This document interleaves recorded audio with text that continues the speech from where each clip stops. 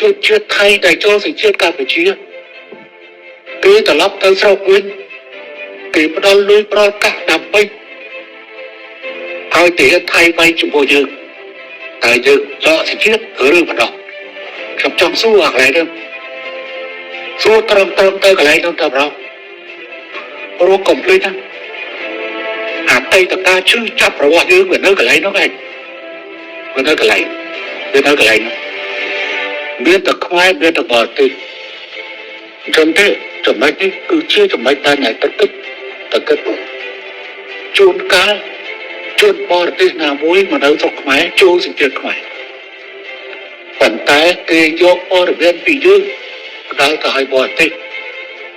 តើយើងទៅវិញពិតទៅហើយអ្នកទាំងនេះមិនបាច់ចាំដោះសញ្ជាតិទេចាប់យកគុកនៅពេញបរោយនៅស្រុកខ្មែរប៉ុន្តែអ្វីដែលគ្រប់ថ្នាក់គឺគេរត់ចេញទៅក្រៅប្រទេសបន្ទាប់ពីពេលធ្វើវិធានការឬពេលធ្វើពេលប្រកាសចំណុចនេះដែលបាត់គិតទេគិតតែបញ្ចប់ឥឡូវដល់ពេលចង់ធ្វើបាតកម្មទៅចប់ប៉ុន្តែអ្នកឯងត្រូវឲ្យស្គាល់ឲ្យច្បាស់ថាសារធាតុក្បត់ជាតិគឺមានបែបណាចំណុចដែលត្រូវគិតហើយយើងមិនមែនចេះតែនាំពេលដើរដកសញ្ជាតិតែដើរដកសញ្ជាតិតែនោះដែរត្រូវមានលក្ខខណ្ឌគ្រប់គ្រាន់ចែកនោះនឹងជាចំណុចដែលយើងត្រូវឃើញប្រវត្តិសាស្ត្រក្នុងអតីតកាលរបស់យើងតើនៅចាំបានទេលោកម្ចាស់ដែលមានផ្ទះនៅបាត់ដំបងសពថ្ងៃតែថៃកំពុងមកជួសជុលនាំខេត្តមួយចំនួនរបស់ខ្មែរចូលទៅភ្ជាប់ជាមួយនឹងតែតេសៀបតើអ្នកនៅចាំទាំងអស់គ្នានៅចាំប្រវត្តិសាស្ត្រច្រំដែរវាធ្លាប់កើបម្ដងហើយម្ដងទៀតលើកនេះដរាបណាព្រំដែនកម្ពុជាថៃមិនតាន់ត្រូវបានដោះស្រាយបោះបកគោលនិងទទួលរឿងយើងងាយណាស់ក្នុងការប៉ះទង្គិចរវាងកម្ពុជាថៃជាពិសេសអាចចំណុចមួយដែលយើងដាក់ទៅតុលាការអន្តរជាតិហើយចំណុចមួយឥឡូវយើងពិនិត្យមើលតើអ្នកណាគប់គិតជាមួយថៃទៅពេលនេះអ្នកនោះហើយនឹងទទួលផលយើងនិយាយត្រង់ពីឥឡូវទៅហើយមាននយោបាយមួយចំនួននៅក្នុងប្រទេសថៃថាឲ្យពួកនេះមករៀបចំកំណត់អាវុធនៅក្នុងប្រទេសថៃជឿគោលការណ៍អាស៊ាននៅតាណាអង្គទី1ទី2តើកម្ពុជាត្រូវដកសញ្ជាតិមេដឹកនាំនៃកំណត់នេះទេ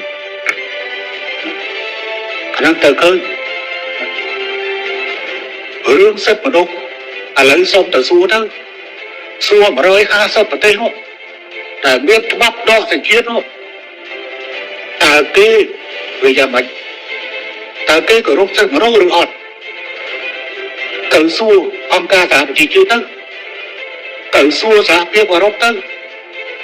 អានោះក៏ខ្លួនចង់សួរហើយលើតែចំណុចវិសាលតូចមួយដើម្បីយកបរិបទហើយបង្កជាភាពគេថាកម្ពុជាឥឡូវចូលដល់ថ្នាក់ចោតកម្ពុជាជាអំពើបល្ល័ង្កពូជសាសន៍អញ្ចឹងប្រទេសទាំងឡាយដែលមានច្បាប់ដកសញ្ជាតិរួចហើយក្នុងអាស៊ានគឺមាន10រួចសាច់ទៅតាមមាន9ហើយនៅខ្វះតែកម្ពុជាទេអញ្ចឹងតើប្រទេសទាំងនេះគឺបានបល្ល័ង្កពូជសាសន៍ហើយនឹងតែសុទ្ធនិយាយតែប្រមាណម៉ាត់ទៅថៃដកសញ្ជាតិហើយតែយ៉ាងម៉េចអាហ្នឹងណាតែអីបានខ្វាយទៅមិនបានអ្នកដទៃទៅបានតែខ្វាយទៅអត់បានអានោះគឺឆ្លើយតាមហេតុការណ៍តែជួយជាតិថៃដែលចូលសញ្ជាតិកម្ពុជាគេត្រឡប់ទៅស្រុកវិញគេផ្ដល់លុយប្រកាសដើម្បីឲ្យទាថៃបាយជាមួយយើងតែយើងដកសញ្ជាតិឬមិនដកខ្ញុំចង់សួរអាកន្លែងនេះសួរត្រឹមទៅកន្លែងនោះទៅប្រហែល រកកុំភ្លេចណាអតីតកាលឈឺចាប់របស់យើងវានៅកន្លែងនោះឯងវានៅកន្លែងមានតែខ្មែរមានតែបរទេសអញ្ចឹងទេចំណុចនេះគឺជាចំណុចដែលអ្នកទឹកជួនកាលជួនបរទេសណាមួយមកនៅស្រុកខ្មែរចូលសញ្ជាតិខ្មែរប៉ុន្តែគេយកព័ត៌មានពីយើងផ្ដល់ទៅឲ្យបរទេសតើយើងត្រូវធ្វើម៉េចពិតទៅហើយអ្នកទាំងនេះមិនបាច់ចាំដោះសញ្ជាតិទេចាប់យកគុកនៅពេញបរោយនៅស្រុកខ្មែរប៉ុន្តែអ្វីដែលគ្រប់ថ្នាក់គឺគេរត់ចេញទៅក្រៅប្រទេសបន្ទាប់ពីពេលធ្វើវិធានការឬពេលធ្វើពេលប្រកម្មចំណុចនេះដែលឲ្យបាត់គិតទេគិតតែបញ្ចប់ឥឡូវដល់ពេលចង់ធ្វើបាតកម្មទៅចប់ប៉ុន្តែអ្នកឯងត្រូវឲ្យស្គាល់ឲ្យច្បាស់ថាសារធាតុក្បត់ជាតិគឺមានបែបណាចំណុចដែលត្រូវគិតហើយយើងមិនមែនចេះតែនាំពេលដើរដកសញ្ជាតិតែដើរដកសញ្ជាតិតែនោះដែរត្រូវមានលក្ខខណ្ឌគ្រប់គ្រាន់ចែកនោះនឹងជាចំណុចដែលយើងត្រូវធ្វើប្រវត្តិសាស្ត្រក្នុងអតីតកាលរបស់យើងតើនៅចាំបានទេលោកម្ចាស់ដែលមានផ្ទះនៅបាត់ដំបងសប្តាហ៍ថ្ងៃតែថៃកំពុងមកជួសជុលនាំខេត្តមួយចំនួនរបស់ខ្មែរចូលទៅភ្ជាប់ជាមួយនឹងតែដីសៀកតើអ្នកនៅចាំទាំងអស់គ្នានៅចាំប្រវត្តិសាស្ត្រច្រំដែរវាធ្លាប់កើតប្រងហើយប្រងទៀតលើកនេះដល់រាបណាព្រំដែនកម្ពុជាថៃមិនតាន់ត្រូវបានដោះស្រាយបោះបកគោលនិងទទួលរឿងយើងងាយណាស់ក្នុងការប៉ះទង្គិចរវាងកម្ពុជាថៃជាពិសេសអាចចំណុចមួយដែលយើងដាក់ទៅតុលាការអន្តរជាតិហេតុចំណុចមួយឥឡូវយើងពិនិត្យមើលតើអ្នកណាគប់គិតជាមួយថៃទៅពេលនេះអ្នកនោះហើយនឹងទទួលផលយើងនិយាយត្រង់ពីឥឡូវទៅហើយមានអ្នកនយោបាយមួយចំនួននៅក្នុងប្រទេសថៃថាឲ្យពួកនេះមករៀបចំកំណត់ប្រវត្តិនៅក្នុងប្រទេសថៃជឿគោលការណ៍អាស៊ាននៅតាណាអង្គទី1ទី2តើកម្ពុជាត្រូវដកសញ្ជាតិមេដឹកនាំនៃកំណត់នេះទេខាងទៅឃើញ